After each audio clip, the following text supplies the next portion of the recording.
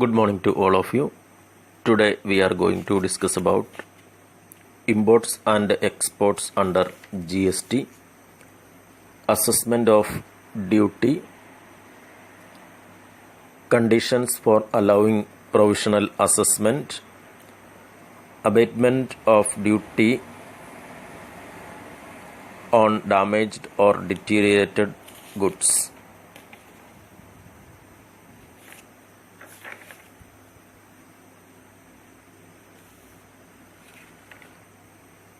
First one is imports and exports under GST.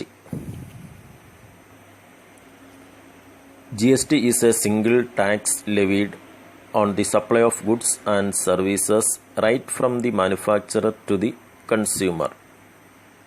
It will replace a host of the current central taxes and duties and state cesses.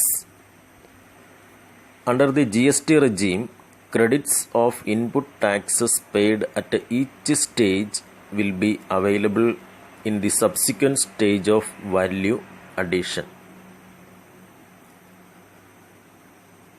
മാനുഫാക്ചറിൽ നിന്ന് കൺസ്യൂമറിലേക്ക് goods and services എത്തുന്നതിൻ്റെ ഭാഗമായിട്ട് single tax charge ചെയ്യുന്ന സംവിധാനമാണ് GST എന്ന് പറയുക. അങ്ങനെയുള്ള GSTയിൽ സ്വാഭാവികമായിട്ടും credit of input tax ആണ് സംജാതമാവുക. അതിൻ്റെ അടിസ്ഥാനത്തിൽ ഓരോ സ്റ്റേജിലും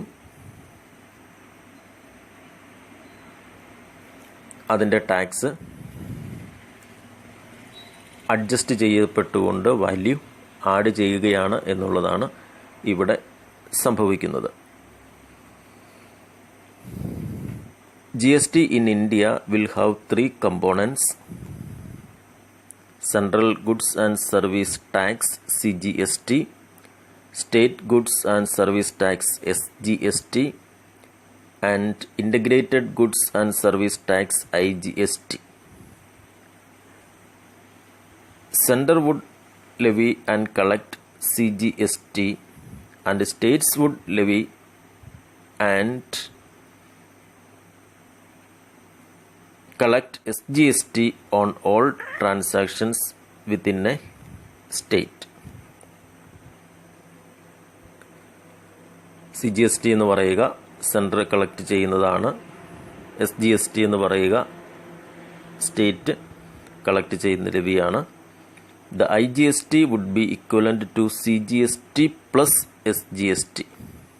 The IGST will ensure flow of input tax credit from one state to another.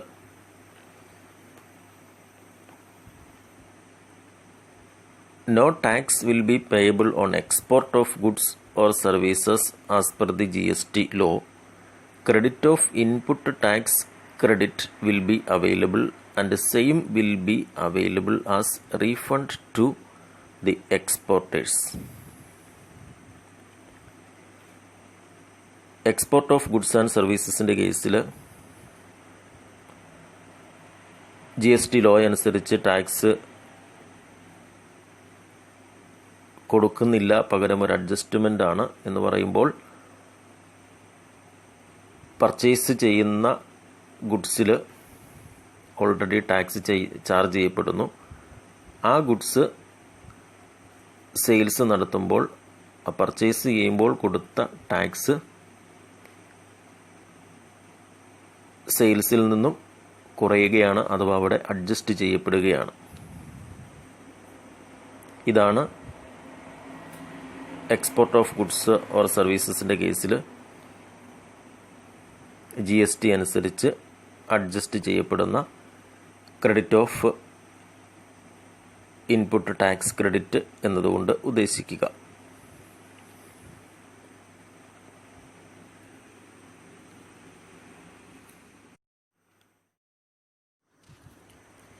However, the scenario is different in case of imports under the GST regime. Goods and services import ചെയ്യപ്പെടുന്ന സാഹചര്യത്തിൽ IGSTയുടെ രൂപത്തിലാണ് tax charge ചെയ്യപ്പെടുക.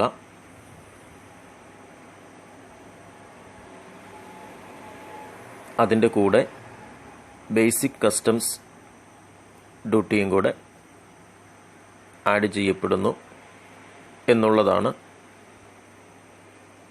ഇതിൻ്റെ പ്രത്യേകത.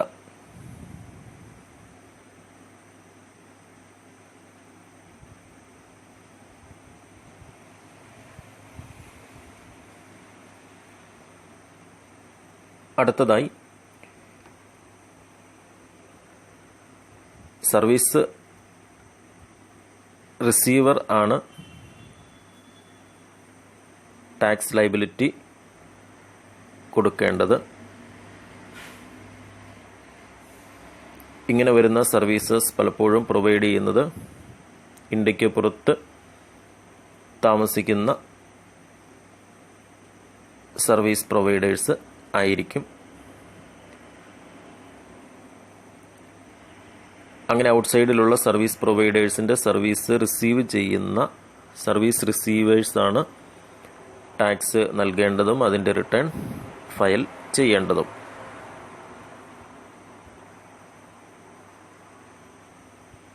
അതുപോലെ അടുത്തതായി സൂചിപ്പിക്കുന്നത് GST എന്ന് പറയുന്നത് കസ്റ്റംസ് ലോയുടെ നിയമം അനുസരിച്ച് ട്രാൻസാക്ഷൻ വാല്യൂവിനെ അടിസ്ഥാനപ്പെടുത്തിയാണ്.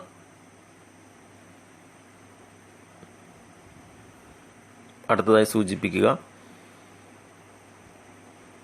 ടാക്സ് അഡ്ജസ്റ്റ് ചെയ്യപ്പെടുന്നത് ഇമ്പോർട്ട് ആൻഡ് സെയിൽ മോഡലിൻ്റെ അടിസ്ഥാനത്തിലാണ്. ഇമ്പോർട്ട് ആൻഡ് സെയിൽ മോഡലിൽ കമ്പ്യൂട്ട് ചെയ്യപ്പെടുന്ന GSTയിൽ നിന്നും ഏതെങ്കിലും തരത്തിലുള്ള സ്പെഷ്യൽ അഡീഷണൽ ഡ്യൂട്ടി ഉണ്ടെങ്കിൽ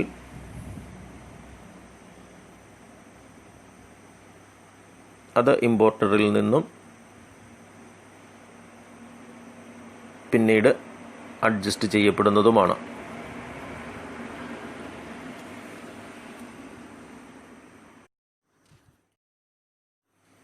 അസസ്മെന്റ് ഓഫ് ഡ്യൂട്ടി. ഇമ്പോർട്ട് ചെയ്യപ്പെടുന്നതോ എക്സ്പോർട്ട് ചെയ്യപ്പെടുന്നതായിട്ടുള്ള ഗുഡ്സിൻ്റെ അസസ്മെന്റ് ഓഫ് ഡ്യൂട്ടിയുമായിട്ട് ബന്ധപ്പെട്ട് സെക്ഷൻ 46 അനുസരിച്ച് ഇമ്പോർട്ട് ചെയ്യപ്പെട്ട ഗുഡ്സിൻ്റേതും സെക്ഷൻ 50 അനുസരിച്ച് എക്സ്പോർട്ട് ചെയ്യപ്പെടുന്ന ഗുഡ്സും ഡിലേ കൂടാതെ അതിൻ്റെ പ്രോപ്പർ ഓഫീസർ എക്സാമിൻ ചെയ്യേണ്ടതാണ്. അങ്ങനെ പറഞ്ഞിരിക്കുന്ന സെക്ഷൻസ് അനുസരിച്ച് അതിൻ്റെ പ്രോപ്പറായിട്ടുള്ള ഓഫീസർ എക്സാമിനേഷൻ നടത്തിക്കഴിഞ്ഞു കഴിഞ്ഞാൽ അതിന് വരുന്ന ടാക്സ് എത്രമാത്രമാണ് എന്നുള്ളത് അതിനനുയോജ്യമായിട്ടുള്ള സെക്ഷൻ അനുസരിച്ച് അസസ് ചെയ്യപ്പെടേണ്ടതാണ്.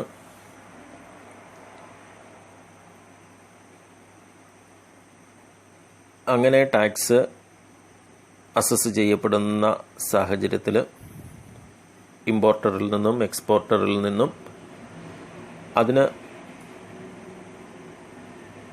അനുബന്ധമായിട്ടുള്ള തെളിവുകൾ അതിൻ്റെ പ്രോപ്പർ ഓഫീസർ ആവശ്യപ്പെടേണ്ടതാണ്.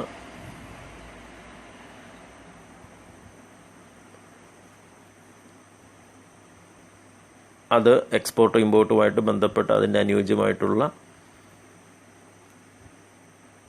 കോൺട്രാക്റ്റിൻ്റെ ഡീറ്റെയിൽസ് ആകാം, ബ്രോക്കേഴ്സ് നോട്ടാകാം, പോളിസി ഓഫ് ഇൻഷുറൻസ്, അങ്ങനെ അതുമായിട്ട് ബന്ധപ്പെട്ട ഏതൊക്കെ തരത്തിലുള്ള ആധികാരികമായിട്ടുള്ള രേഖകളുണ്ടോ അങ്ങനെ വരുന്ന എല്ലാ ഒഫീഷ്യലായിട്ടുള്ള ഇൻഫർമേഷൻസും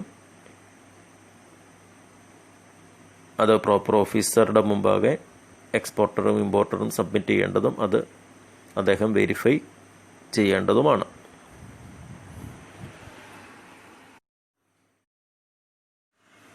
conditions for allowing provisional assessment. Customs act അനുസരിച്ച് ഫൈനൽ അസസ്മെൻറ്റ്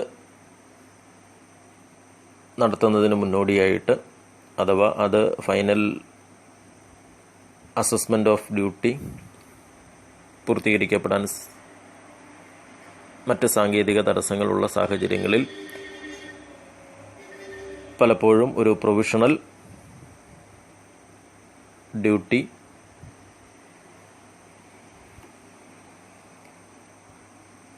അല്ലെങ്കിൽ പ്രൊവിഷണൽ ഡ്യൂട്ടിയുടെ രൂപത്തിലാണ് ആ അസസ്മെൻറ്റ് നടക്കുക. അപ്പോൾ അങ്ങനെ വരുന്ന സാഹചര്യത്തിൽ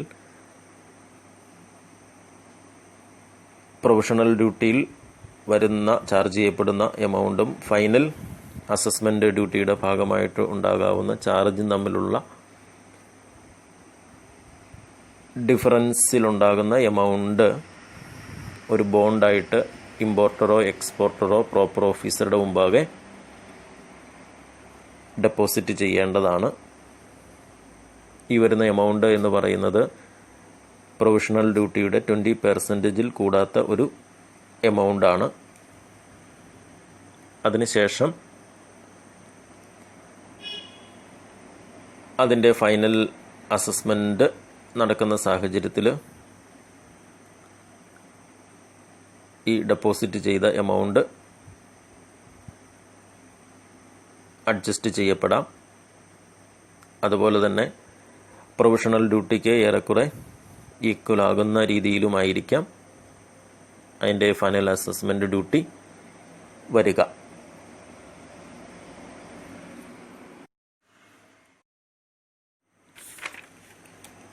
അബേറ്റ്മെൻറ്റ് of duty on damaged or deteriorated goods. Damage ചെയ്ത ഗുഡ്സിന് ഡ്യൂട്ടിയിലുണ്ടാകുന്ന കുറവിനെ സംബന്ധിച്ചാണ്.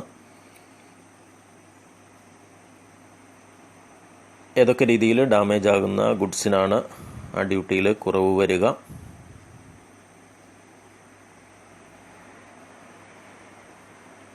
അൺലോഡിങ്ങിന് മുൻപ്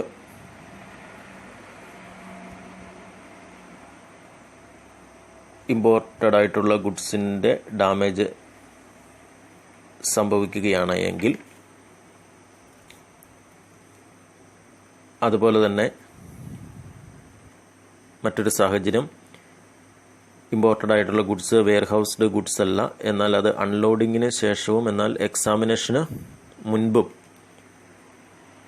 ഡാമേജ് വരുന്ന സാഹചര്യത്തിൽ മറ്റൊരു കേസ് എന്ന് പറയുക വെയർഹൗസ്ഡ് ഗുഡ്സ് ആണ്, എന്നാൽ ഹോം കൺസംഷന് മുമ്പായിട്ടുള്ള ക്ലിയറൻസിന് മുമ്പ് ഏതെങ്കിലും തരത്തിലുള്ള ഡാമേജ് സംഭവിക്കുകയാണ് എങ്കിൽ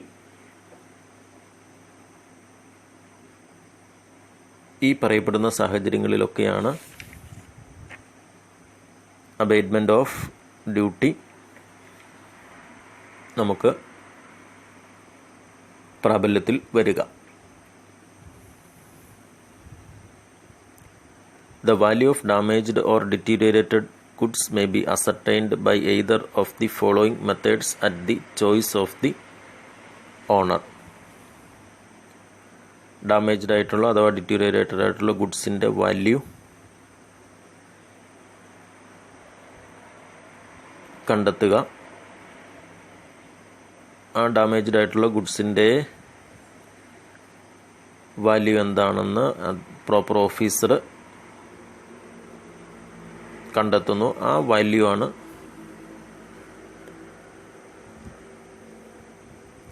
അതിൻ്റെ അനുയോജ്യമായിട്ടുള്ള വാല്യൂ ആയിട്ട് പരിഗണിക്കുക. അതുപോലെ തന്നെ ഈ ഡാമേജ്ഡ് ആയിട്ടുള്ള ഗുഡ്സ് പബ്ലിക് ഓപ്ഷനിലൂടെ നമുക്ക് വിറ്റാൽ എത്രമാത്രം അതിൻ്റെ ഗ്രോസ് സെയിൽ പ്രൊസീഡ്സ് നമുക്ക് കിട്ടുന്നു, അതാണ് ആ ഗുഡ്സിൻ്റെ വാല്യൂ ആയിട്ട് പരിഗണിക്കുക.